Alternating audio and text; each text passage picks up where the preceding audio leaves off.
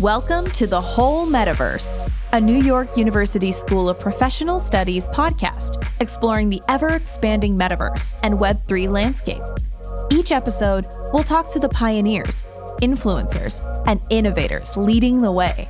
If you want to understand and better navigate this burgeoning space, you're in the right place. Hello, welcome to the NYU podcast, The Whole Metaverse, NYU School of Professional Study podcast about the metaverse and blockchain. Dr. Elizabeth Haas and myself, Pierre Gervois, are co-hosts. And today we're having a very special episode. About a week ago, we read an article in Business Insider provocatively called RIP Metaverse. And a lot of people were talking about this article. It was written by Ed Zitron, an author, writer, an entrepreneur. And it had pretty extreme, for some people, views about the metaverse. And as we're here, it's the right place here to have open conversation about the metaverse and blockchain. So Dr. Haas and I decided to extend an invitation to Ed Zitron to come on our podcast and to talk and figure out if the metaverse is alive or dead. That's a big question.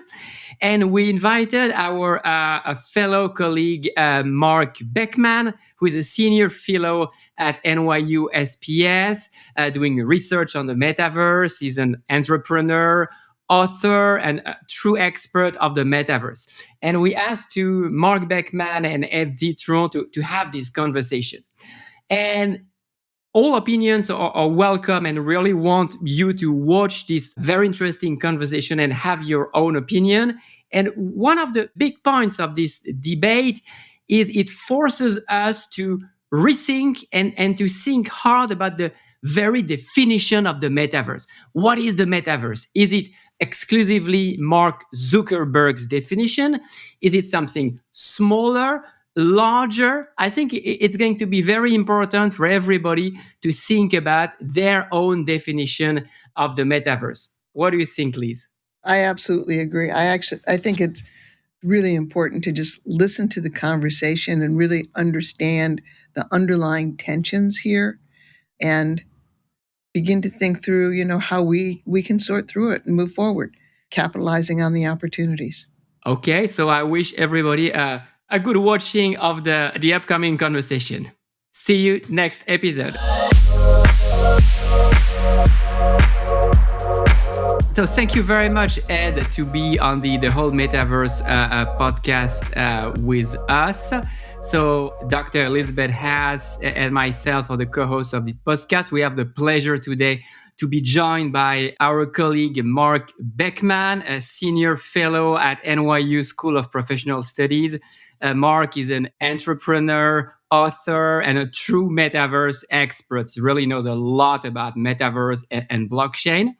And what we would love to do is to organize a dialogue between you and Marc Beckman. So, Ed, you're an award-winning author, a writer, founder of Easy PR, a public relations agency, and you are the author of this article, RIP Metaverse, published in Business Insider, that got a lot of people talking about. And we're here to engage the debate and start the conversation. So, Marc and Ed, you're very welcome to start together the conversation. Is the metaverse dead? And you have the floor. Should I start? Because the answer is it was either never existed, was already here, or it's dead as they discussed it. Because the whole thing with what Zuckerberg did was he never functionally described it. The metaverse, as was considered starting 2021, was both alive and dead at the same time. The thing is, if you actually looked back, and I think you saw a lot of metaverse experts pop up, Marc, I don't mean you, metaverse experts who popped up around that time saying, yeah, the metaverse will be this, that, and the other. None of these people had much of a consideration of what virtual worlds were at that time or previously. I've been writing about MMORPGs since like 2004, I think it was. I was very early on virtual worlds, and even then there were things before. I started playing EverQuest in 1999. If that is the metaverse isn't dead. But the metaverse, as Mark Zuckerberg defined it poorly, was both dead and never existed in the first place. I think that just the tech industry should be ashamed for what they did with the metaverse and the amount of money and time they burned on it. So, Ed, it's really nice to meet you. I'm a fan of your work. I appreciate what you've been doing, and I follow you on Twitter and other social channels. So I pulled a paragraph from the story that Pierre referenced, and I'm just curious. So you wrote, Zuckerberg misled everyone, burned tens of billions of dollars, convinced an industry of followers to submit to his quixotic obsession, and then killed it the second that another idea started to interest Wall Street. You continue, there is no reason that a man who has overseen the layoffs of tens of thousands of people should run a major company. There is no future for Meta with Mark Zuckerberg at the helm. It will stagnate and then it will die and follow the metaverse into the proverbial grave. So those are really strong words. And to me, that's the news. It's not so much about what the metaverse is, because I think in a minute we could get into this. I think you and I will probably align with regards to our definition of the metaverse, including these gaming platforms for sure. But I'm really interested in your opinion about Zuckerberg. For example, when you talk about him burning tens of billions of dollars, convincing an industry of followers to follow him along with this obsession, and then to shift gears, it's almost as if he committed some sort of fraudulent behavior, or, maybe should even be held responsible. Like, did he breach his fiduciary duty to the shareholders of Meta? Like, I want to expand on this concept because I think this is the news. But that's the beauty of how Mark Zuckerberg runs Facebook and Meta. He is he has full control. He can do what he wants. They may be a public company, but he can do what he wants. And I mean, breaching fiduciary, I'm not a financial expert, but I don't know if it's breaching his fiduciary duty, but I do believe that he ethically bankrupt on some level. I don't think he had a cogent plan. I don't know if you remember Magic Leap and what Magic Leap did when they had the entirely faked YouTube. Mm-hmm. I was fascinated by it. He basically did the same thing, but without a demo. And he used his massive platform to basically push through a giant lie. Now, I don't know if he breached fiduciary duty. That is not my place to say. So my background, just Pierre touched on it a little bit, but my background is law. I was admitted to the bar in New York, New Jersey, and Washington, D.C. And there's a chief executive officer of a publicly traded company does have a legal fiduciary duty to create value in the stock for the shareholders. And it's an interesting thing because if you look at 2022, when Meta collapsed, so did a lot of the tech industry, as did cryptocurrency. But since then, in 23, the stock price has gone on this meteoric rise. I think it's increased almost 75%. People don't like to talk about it. So there is a fiduciary duty there. And I'm curious, in your opinion, do you think Zuckerberg breached that fiduciary duty to his shareholders? I think he found exactly the way to sell it as if he wasn't, in that he claimed this was the second mobile internet and thus this R&D was in the interest of the company. He found a way to gloss it up. The people that really failed, every single company that became metaversal, I think ethically breached. Again, fiduciary is not my expertise, but and I don't mean to. Microsoft, Satya Nadella, scumbag, complete scumbag. He made a whole metaverse team that he dissolved the second things changed. He said he couldn't overstate the breakthrough that the metaverse was. Less than a year later, he dissolved, 2 years, I think, dissolved the whole thing and fired over 10,000 people, 100 people off the metaverse team, claimed we needed a referendum on capitalism in 2020. But where was that referendum there? I mean, I think Zuckerberg revealed that the tech industry are a bunch of followers, that they will jump on whatever idea would excite Wall Street. And I think it's because everyone's obsessed with eternal growth. I think that Zuckerberg himself has found the justifications he needed to make that investment. And if he was on a functional company, I think in 2019, he even said that if he had a company where he didn't have full control, he would have been fired. And I completely agree with him. I think he would have been and should have been fired. The reason Wall Street was very happy with him, though, is because they did a massive stock buyback for about $42 billion. And on top of that, He fired a bunch of people. He made the numbers work. That's why they didn't get mad at him for burning capital. They got mad at him because the numbers didn't grow at the rate they like. It's the ultimate problem of tech and Wall Street, that these companies have the wrong kind of incentives. And the metaverse was just part of that. He wanted to distract from the problems they already had.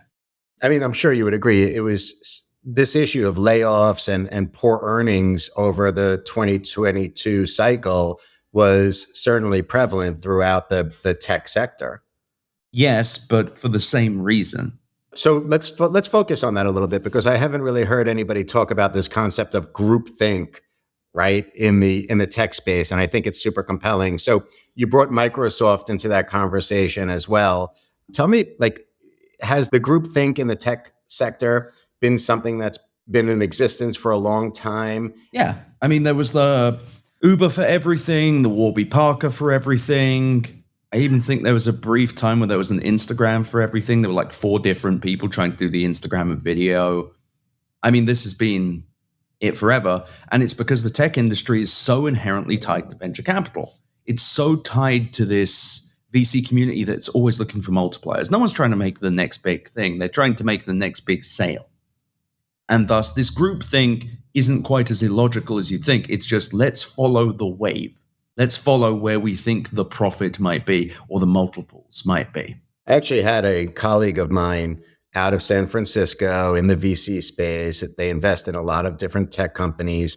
Recently mentioned to me that they're going to go cold for about a year now because of the banking industry issues as it relates to interest rate hikes and inflation. So there seems to be like a lot of forces at play here. Do you think that we're going to see a cooling across of all of the VC firms that are and PE firms that are in the tech space right now?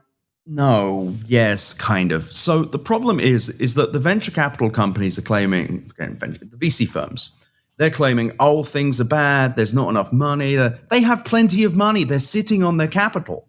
This isn't a cash crunch. There is no cash crunch. They have the money. They're just not deploying it. And they're acting as if, hey, oh, things are really bad right now. We're so small and weak. They're fine.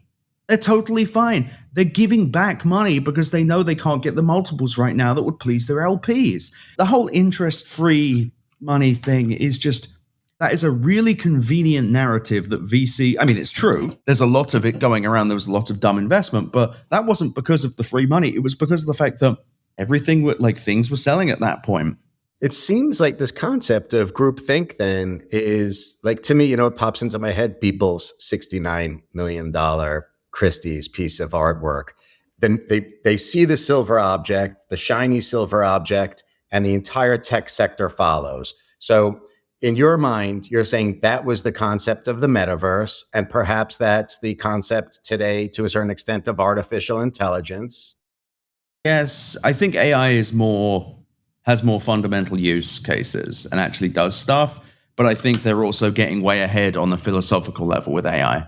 There are a lot of tech fatalists who are saying, oh yeah, well, this will be the end of everything. This will destroy jobs and this.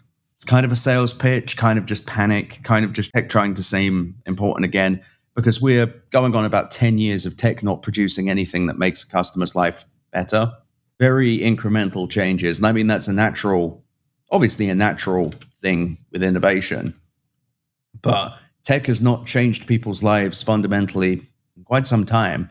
And I think that plus the various flameouts like Theranos and FTX, I think consumers are against tech now.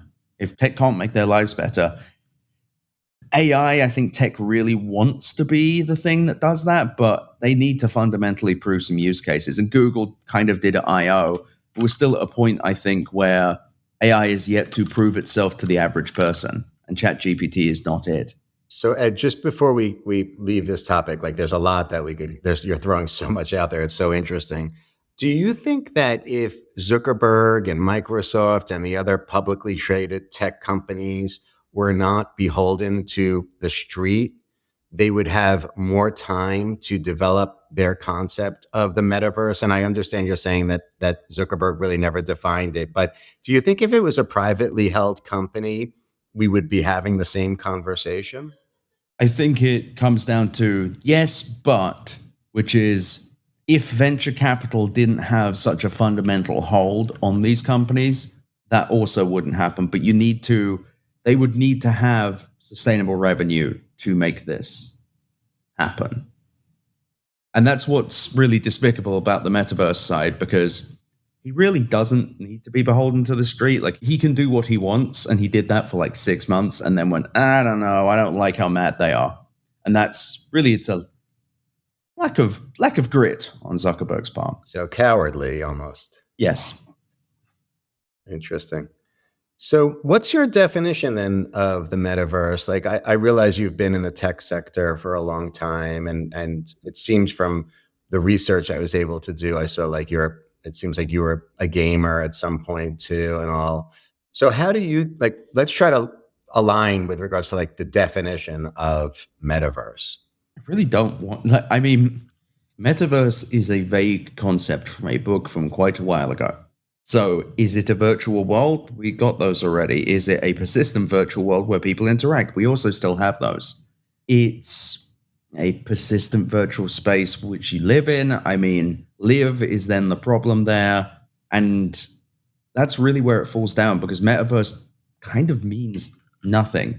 In Snow Crash, it was a place you plugged into and kind of lived in. A virtual world you live in, I guess, might be the way of putting it. So I'll often include AR and VR. Why? Gaming. I mean that with respect. Why AR and why AR? AR specifically lives in our world. It's just augmenting reality. At that point, it isn't a metaverse at all. So for you, is the concept, I'm going back to like your article then, is your concept specifically saying that Facebook's version of the metaverse is dead? And the tech industry's version, specifically. The tech industry took the concept of the metaverse, defined it as such, and then killed it. There are metaverses that can still exist, but also it is still an unproven, non-existent concept. Or it is something we've had for 24 years or more, probably more like 30 if you include the original MUDs, like Avalon, and Meridian 59 wasn't really a MUD, but the Realm, things like that. You already had this. That's the frustration I'm having, because everyone keeps talking about the metaverse without really being definitive about what it means. And until people actually nail that down, you're going to be in this situation where companies take advantage of that white space, where they say, oh, this is metaverse now. And they tried it. They tried to claim Microsoft Teams was metaverse at one point, which is kind of ridiculous. I think the term itself is just corrupt now, thanks to Mark Zuckerberg. So do you think that it's fair to judge Zuckerberg? Well, I guess that's one thing. If you're saying Zuckerberg followed the shiny silver object and did that. Well, he created it. To be clear, what I am suggesting is he came to this term and said, I'm going to do this and people are going to follow. And he probably knew they would. And he was right. Do you think that if we wait longer to watch that multi-billion-dollar investment grow, we'll think differently about that? How long are you willing to wait, and how long is he going to invest in it? Well, we're definitely a culture of, we want immediate gratification for sure. What but he only let's be clear though, he only invested this, he made this change, the name change, and invested publicly into the metaverse, 24, 36 months ago. Okay. I mean, the things he was talking about in that video, 20 years or more, 20 years if we're lucky. He was basically himself in a world that he could persistently see around him. So we're talking spatial awareness within whatever platform he's in. We're talking an interface that would be comfortable enough that would be able to render one's body, even if that was just him just simulating what he would feel like. If it's not sensory, then you're not really in, and sensory is 30, 40, 50 years away. That's the thing. How long do we have to wait? What he should have done was not announce it at all, but he needed some way to give himself air cover. I think that we're starting to see developments with regards to that experience from other companies too. Like, for example, I think what Unreal Engine is doing from a product perspective and then integrating into Fortnite can have some like legitimate cultural / media shifts as well. Like, I actually think that Fortnite has an opportunity because of Unreal Engine to create a new media class. They've been trying to sell us that dream a while. Fortnite, we've seen the Travis Barker thing, we've seen the Ariana Grande thing, we saw the Star Wars thing with Fortnite. But on the Travis Scott thing, Ed, they didn't do that with Unreal Engine, and it did attract almost 13 million participants, and it did generate over 20 million in revenue for Travis Scott, which amounted to almost half of his total tour revenue for the year. How much did it cost to develop that experience? That's the thing. How many man hours and so? Because that's the thing. If he made $20 million, awesome, great. If it cost 18 million to do, I'm just saying, spinning those up. I get what you're saying. It didn't cost, but the profit margin. What I'm saying is, you're not wrong. There is opportunity here. There is with that kind of stuff. I don't know if that's metaverse, but I agree. And I think that these specific events, that is where the metaverse, or whatever the metaverse is right now, is going. That is what you're going to see more of. And that stuff is cool. It's just expensive, takes a while to develop, and is nowhere near what Zuckerberg was talking about, which was the original thing that led us here. If we're able to take that type of hyper-realistic technology into a Fortnite, into a Facebook, into a meta setting, do you think that can move Zuckerberg's proposition of a metaverse forward in a more effective way? Or are you just totally down on it no matter what? It's not that I am totally down on it. I would love it to happen. It's just that, think technologically here. The Travis Barker thing was however many thousands of instances. It was developed. It took actual real muscle to do, and also took the might of a multi-billion-dollar company just to make that one event happen. On top of that, what Zuckerberg's talking about is a constantly present multi-million instance thing, even though there's like 10,000 that people actually use, that can be accessed at any time, that looks good, that feels good. There's so many little parts that people aren't considering about this entire thing. Like, virtual worlds are hard to do. They're expensive. I agree.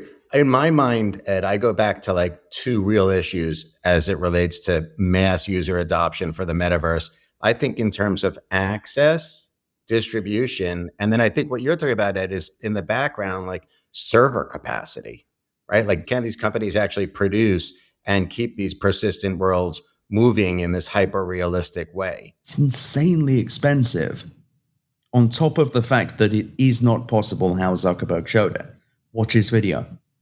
That stuff is 20, 30, 40 years away. Like, VR is a few decades in, maybe, and they still haven't solved the very basic comfortability factor.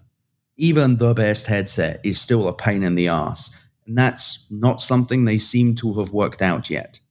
And even when they do, graphically, they are not even within the same realm. The only thing that I don't know is what Apple is doing, because I've heard enough people with the Apple headset saying this is really cool.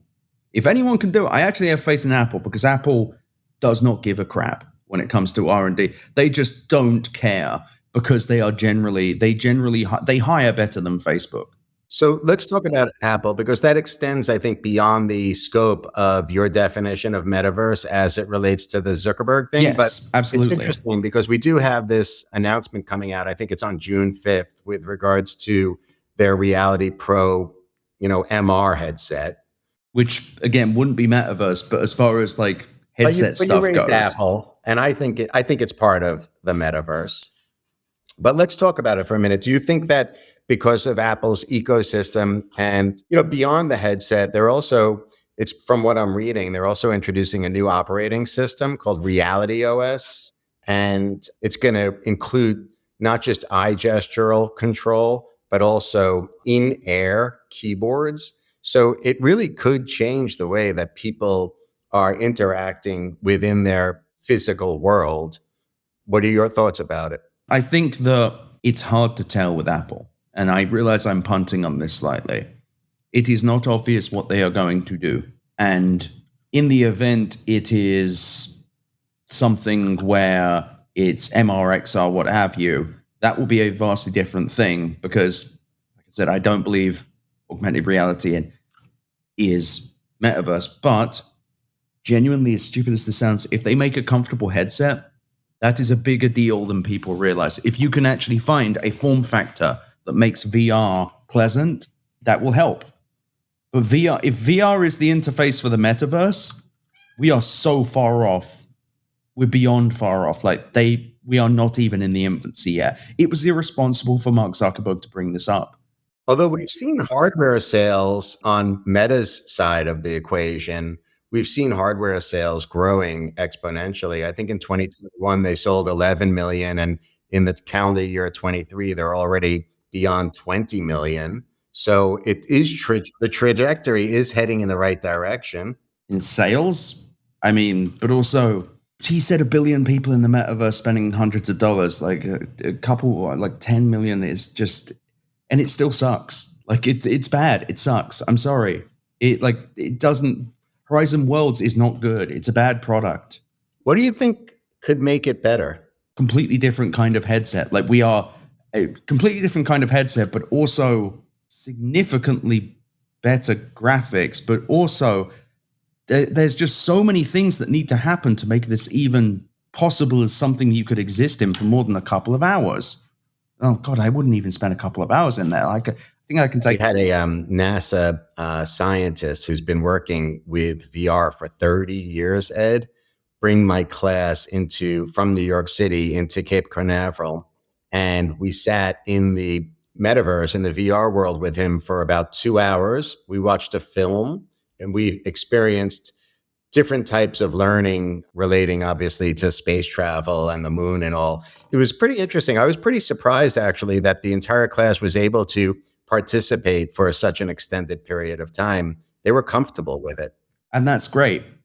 That's a class of people who were interested in doing this and had the regular people are the actual bellwethers of any trend. We cannot judge the success of a product based on technologists. This is the problem that the tech industry keeps making again and again and again. They keep basing, I'm not insulting you or your students. This is genuinely, if the average person, a babysitter, the street, I agree with you. Like my babysitter, for example, watches my kid while I'm at work. Like she has an Apple Watch. She uses an iPad. Those are the signs of a successful tech product. You or me using, not so much. And I think that is the ultimate thing here. The average person is not going to be excited about this unless it's plug and play and quick and easy.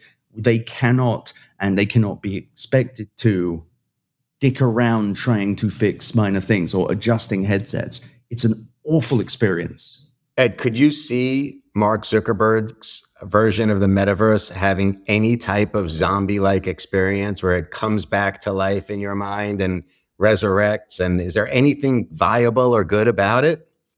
What do you mean? I'm not sure I understand the question. Well, you're saying, according to Mark Zuckerberg's version of the metaverse, it's dead, right? Yes. Your definition, the way you see Mark Zuckerberg's metaverse, you're saying that thing is dead. It was dead upon arrival. So my question to you is, do you see it resurrecting at all? Is there any hope? I mean, they're still allocating dollars and research. There are still teams behind it. So do you think there's a way for this thing to come to life? Is there anything good about what Zuckerberg has done on that front? It's hard to weigh any good against the damage he did. His investment in the metaverse led to 10,000 or more people losing their jobs. It led to over 50 billion, 100 billion maybe of wasted investment. It led to genuine decay in the tech industry for a product that is 30 or 50 years away. His vision of the metaverse could happen through sheer inertia. It could happen one day, but probably not by his hand. He will be old or dead by then. And I think that we are so fundamentally far behind on technology, on the technological side, that his vision will not be his to finish, and he will not have contributed much. I truly do not believe he actually meaningfully contributed to any metaverse. I think he contributed to his bottom line to distract from a company that has a decaying business model. Your earlier point as it relates to this tribal type of mentality across the leaders of these big tech companies is really interesting. Are there any other trends that you'd want to highlight for us today where you see this kind of pack mentality where, the publicly traded companies are following and the money are following as it relates to any tech trends? I think AI to an extent. I think you're seeing a lot of people say that, but the difference is AI is actually building functional products that do stuff. It's just the excitement is very much higher than it needs to be on the subject. I got to ask you, because like I said, I follow you and I've been looking at some of your comments on the recent Elon Musk CNBC interview. I got a kick out of that one as well. Just give me a rundown. You think the new CEO appointment over at Twitter is a good appointment? Do you think it's viable? Do you think it can have any type of positive impact on his bottom line, given the fact that they're so far in debt right now? Do you think advertisers might look at it a little differently? I think that the biggest problem that they have is that Elon Musk is able to access his Twitter account. If they could get him to not use Twitter, it's actually the best thing for that website. He is racist, anti-Semitic. He is a scumbag, sexist, anti-trans. He's an idiot. On top of that, he is not running a functional business. Linda Yasserino, I think it is, she can do all these things with advertisers and hand wave and say, oh yeah, we'll be okay. We'll be great. We're going to make the ads good. But Elon fired most of the trust and safety team. Without content moderation, the fundamental product of Twitter, which is the posts, which are sold with advertising is sold next to them. If those posts involve, and this is a literal example, a cat in a blender or racism, bigotry of any kind, advertisers don't want it. And Twitter already has less than 1% of the digital ad spend compared to, I think Facebook, Meta, Amazon, and Google hold 60%. So just to be clear, people can drop their Twitter budgets quite quickly. But it doesn't matter, because unless you can get Elon out the way and rehire and stabilize moderation on Twitter, she is in a losing position. So now, obviously, Twitter isn't a publicly traded company, and his big investors are, one could argue it's an interesting cast of characters, to say the least. But Tesla is publicly traded, and we've been seeing that stock impacted adversely since he's been so vocal on Twitter. Do you think that there could be some kind of a movement to have him removed from his position in Tesla? There's actually already a movement been happening. It's not been super successful, but one of the larger stockholders, I forget what their name was, actually trying this already, because first of all, Elon Musk he's not running these companies. He's barely running Twitter. He's running it into the ground, but he is not doing great, and he's barely focused on Tesla. And you can really see with Tesla how his dark influence is working, because they've changed so it's a stalk now instead of you can play The Witcher on your Tesla. Nothing about the goddamn cars. SpaceX, the chairman, I believe, said, yeah, Elon is not running this company.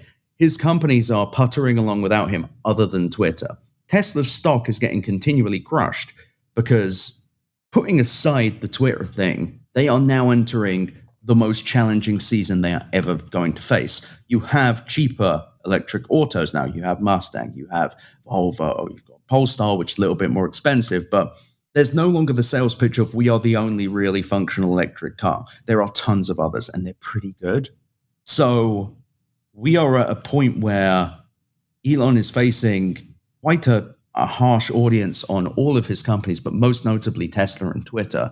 He's in a bad situation. He could keep puttering along for another year or two, but if things get less stable with Twitter, he has $1 billion, I think, of interest payments a year. He's also mentally only engaged with Twitter. This website is driving him completely insane. I agree. Ed, it's interesting. All of my notes that I took to talk with you today, I'm not even referencing them anywhere because we've gone on such a far tangent. But yeah, sorry about that. No, I'm excited. It's very nice, actually. But you had mentioned ChatGPT earlier. And I think this week, Sam Altman's been testifying in front of Congress. And he basically reached out to Congress and said, regulate me. I want to work with you. Come in and regulate me. Do you believe Sam Altman? I know that there's also tension between Altman and Musk is trying to do something in the AI space as well. But do you think that he's being genuine when he's asking Congress to come in and regulate?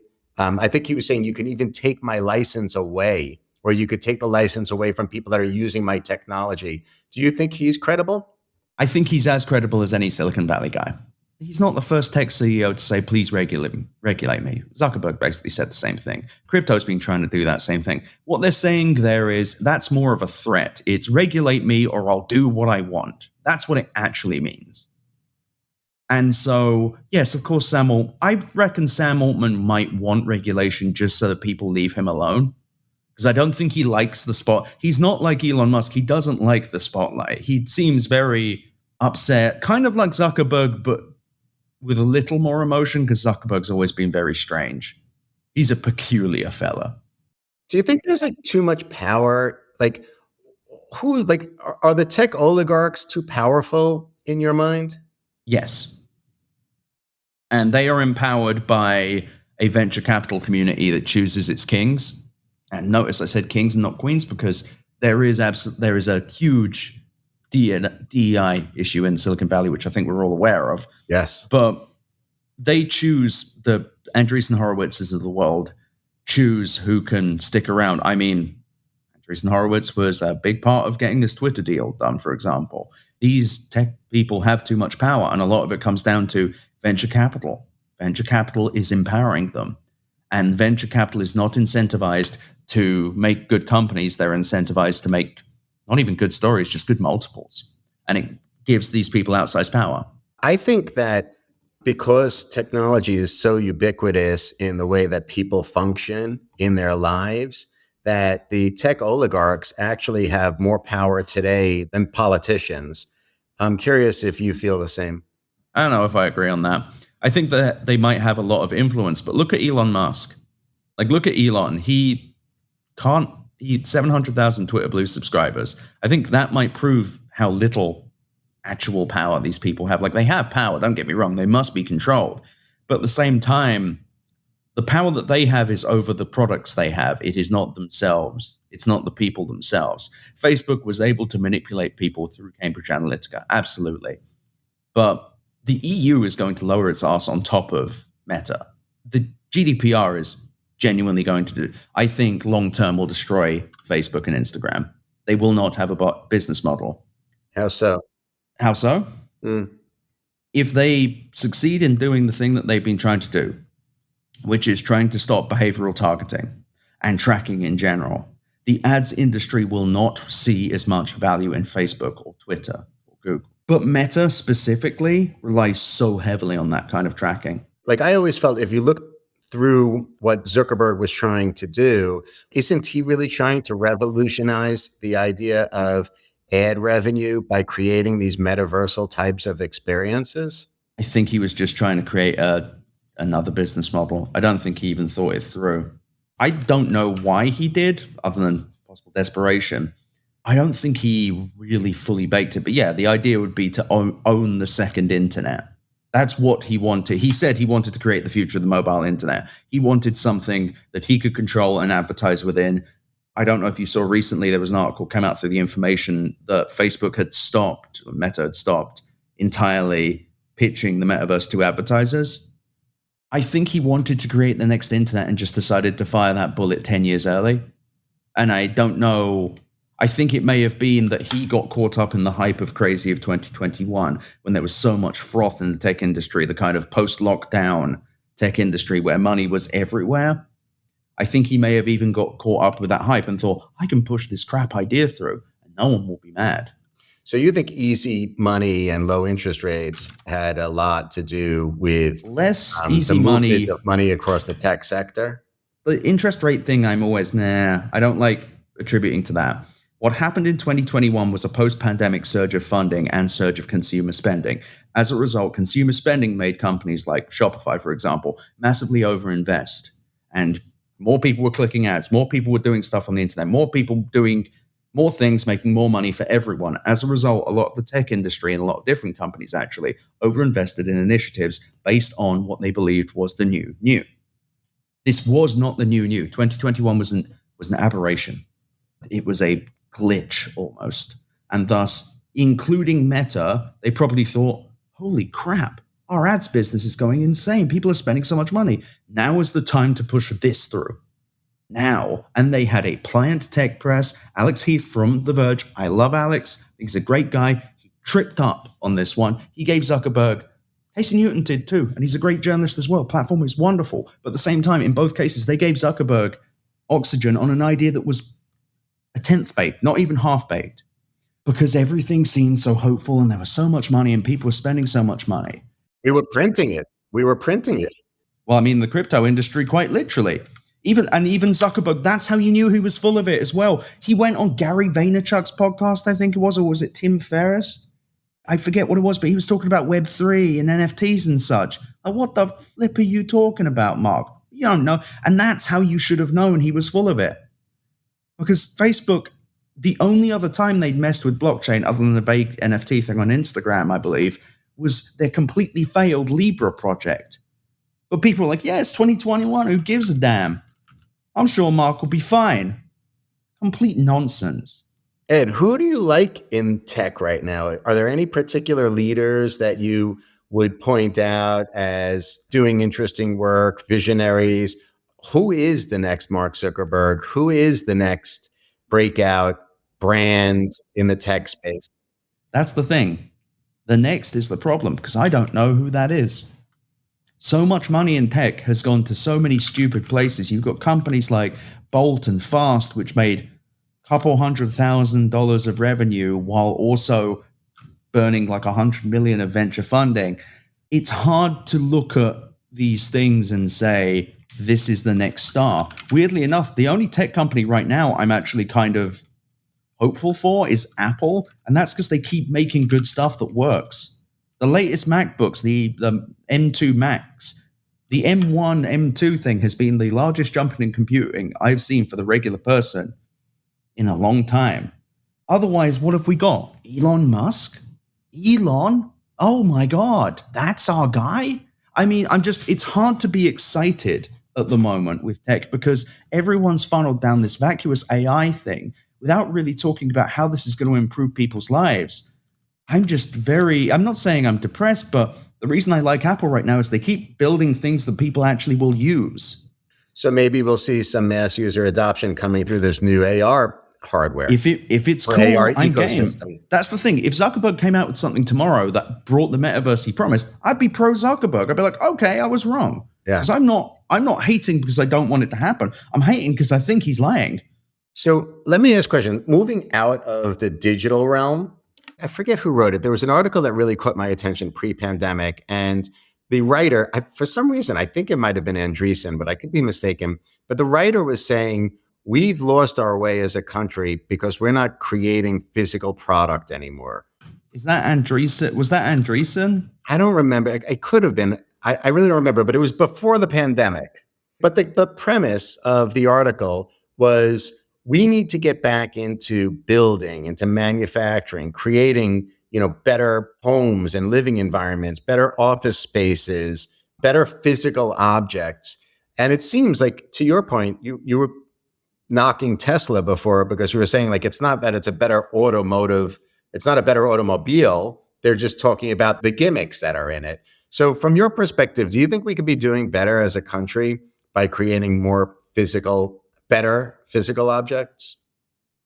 I think as a country, yeah, right now we need stronger labor. We need stronger labor movements. We need stronger infrastructure. We need to invest in more housing in more places to lower the cost of living. We need to find a way for the average person to live a better, fuller life. And the tech industry should focus on the average person. They should focus on solving those problems, but they won't because they're not funded to do that. I really enjoy speaking with you. It's really nice to meet you. Oh, my goodness. No, it's my pleasure. Would love to get together and have a coffee at some point. It really is Absolutely. A pleasure meeting you. I'd love to. When I'm next in New York. I could talk to you about these topics for hours and hours, honestly. Well, thanks for having me on. It's been a pleasure. Thank you for listening to The Whole Metaverse, a podcast from the New York University School of Professional Studies Metaverse Collaborative. The Whole Metaverse is produced by Make More Media. Please make sure to subscribe wherever you listen to podcasts. And if you're watching on YouTube, please subscribe for more content. For more information about the NYU Metaverse Collaborative, please head to www.sps.nyu.edu.